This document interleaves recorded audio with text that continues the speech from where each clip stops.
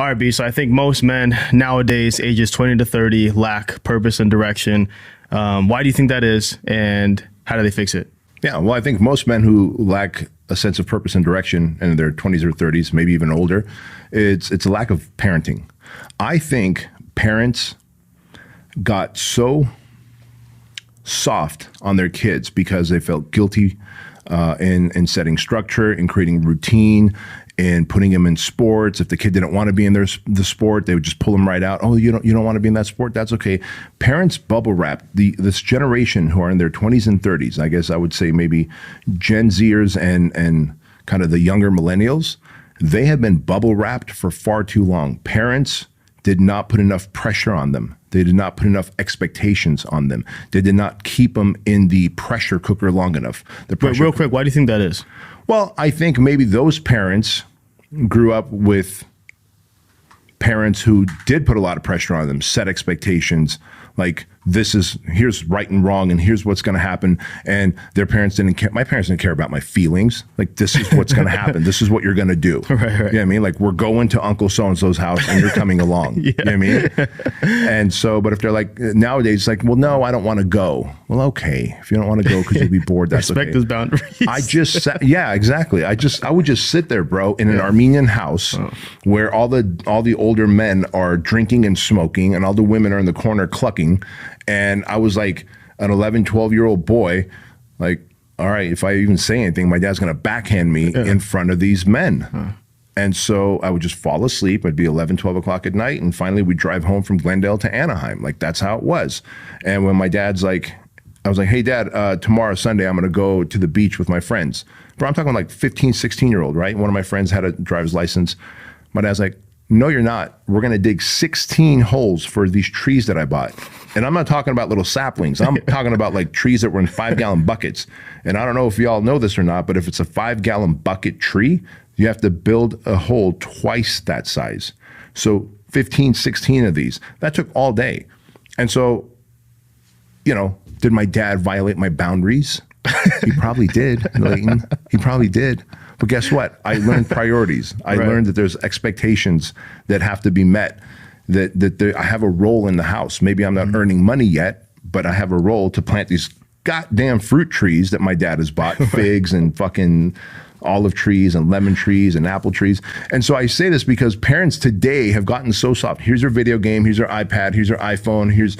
I'll knock on your door before I come in to make sure, you know. Yeah, exactly. Oh, you want to eat your food in your room, not with us? That's okay. No, motherfucker, come down here. Eat on the kitchen table. We're going to ask questions, and you're not just going to look at your iPhone. You're going to put your phone away. We're going to have connect. So when parents have bubble wrapped and thought about their feelings too long, Andrew had a broken hand. I didn't know it, for the record, so don't be calling Child Protective Services. He was like 8 or 9 years old. He was on a soccer team, like a club soccer team too, like the Mexicans that play in the park, like the fucking hardcore. Yeah. Right? Like, his coach was rad, man. He would get so pissed. He'd go from English to, like, once he got in the red, he'd start cussing in Spanish, right? And Andrew played goalkeeper. So that's a high pressure position. And I thought he had just pulled a muscle. So I'm like, no, son, put it on your gloves. You're going to go play. You're going to be goalkeeper. It was like weeks later that what I thought was a pulled muscle in his hand didn't get better. So we took him to the doctor. He had a broken thumb. But my point is, he survived. He was fine. Right. At one point, I even duct taped his hand and then put a glove on there, right? And he still cracks jokes about it, but he's a tough kid because of it, right? He's a tough kid because of it. And when soccer got really hard and he didn't want to play, I'm like, hey, man, you said you wanted to play soccer. You have to go through the whole season. Right. You have to go through the whole season. And so I didn't pull him out. And by not doing those things, not bubble wrapping, not kid gloving, not helicopter parenting, like, these are the expectations. This is what you're going to do because this is how you're going to become a young man who's going to be capable and confident. Bottom line, parents are the responsible ones, not the kids. I'm telling you, it's easy to build the kids, blame the kids, and then say that they don't have purpose and they don't have direction and they don't have a tribe. The parents put them in sports and took them out, put them in band and took them out. The kid said, I don't want to do that. As a kid, it's your job to not want to do things. Yeah. To complain and say, I don't want to do that. Yeah, I think it's crazy. Matter of fact, I just had a situation in church a couple days ago, and there was a father and it was a family sitting in front of me in the pew in front. And the little girl was slapping her dad like no tomorrow. And I said, yeah, I remember looking at Betsy and I was like, and I looked at the kids too, and I was like, man, hell no, if you ever tried that, it'd be WWE in this church. Anyways, the point is that his daughter was going crazy. He clearly didn't have control, because I'm like, it's unacceptable doing that to the mom too. But if you're doing that to the dad, you have no respect, you have no fear of what's gonna happen. I already know the house is crazy, right? Right. So that's an indicator of that. Yeah. So exactly. Right. So then, you know, it keeps going on, whatever. And then she calms down for a little bit, and she kind of up and down. And then finally it came to the point where you could smell, because this baby's, she's like a toddler. Yeah. It's like 2, maybe 2.5. Yeah. And so she freaking has a diaper on. She poops her pants. You can smell it. Everyone can smell it. So the dad's like, well, we got to change your diaper, but like, what are we going to do? Like, he's like, because he knows if she takes her out to change her diaper, she's going to flip out and probably try smacking him, hitting him, whatever. Yeah. I looked at Betsy. I was like, what do you mean? What are you going to do? Take her out. Like, freaking pull her out, dragging and screaming, whatever. Like, scream, like, whatever. It's crazy, man. I think, you know, parents nowadays give their kids too much control. And so that's a whole other conversation. So we understand the why, you know, that maybe this generation, like the adults of now, of today, are like this. But how do they, you know, fix themselves? Like, we know how to fix the kids. Hey, stop giving your kids so much control. Stop letting them, you know, do whatever they want, and you know, letting them put so many boundaries. I'm not saying boundaries are bad, but you know, it comes to a point where you gotta mellow out. So how does a parent that's already been through that themselves, you know, they feel like they don't have purpose or direction, like how do they save themselves?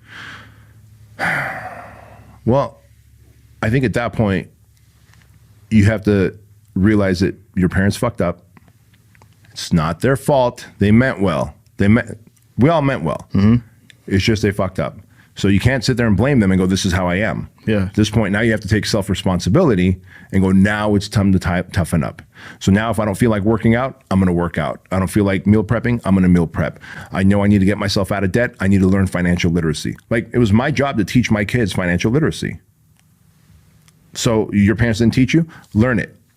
Like, everything, basically, parent yourself the right way.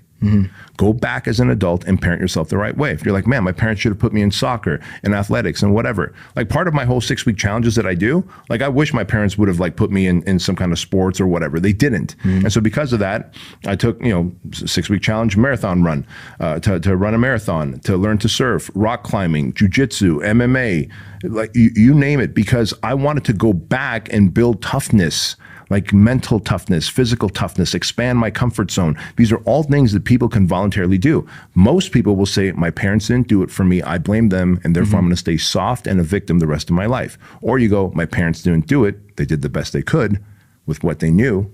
There was a whole generation of those parents who decided to be soft, and there was, you know, the participation trophy parents. And because of that, you go, I can't blame my parents now. I'm a grown-ass adult.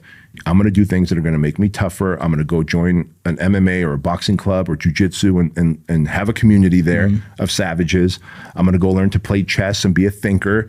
I'm going to go do one of those art classes where you're drinking wine and painting art, or what is the place, the Color Me Mine, where you're making a pot and shit, right? You know, like, there's a whole bunch of creative, artistic, fun, challenging, physical, mental things you can do that you all of a sudden begin to develop structure and discipline, and you get fit. And like, tell yourself, hey, I want to get abs and I want to run. I want to be able to run a marathon and get abs and run a marathon. And then, do you like that version of yourself? Yeah, keep maintaining it. But when they blame their parents and then they go, therefore this is how I am the rest of my life, they believe these are fixed habits now and I have to stay a fat, floppy loser, then they will continue to always point blame and stay a loser. Or you can say they did the best they can, but I have absolute responsibility now, and these are the choices I'm going to make to become physically, mentally tough, financially stout, and a solid human being that can build a tribe of different types of people who are funny, people who are savages, people who understand money. How cool would it be to have all types of like groups of friends to belong to, right? Like, you skate, you have your group of friends who are skaters, but not all of them probably box. So you also know people who box. And you also know people who make money. You also know people who have maybe some artistic endeavor or the faith, right? Because you're very spiritual in that way.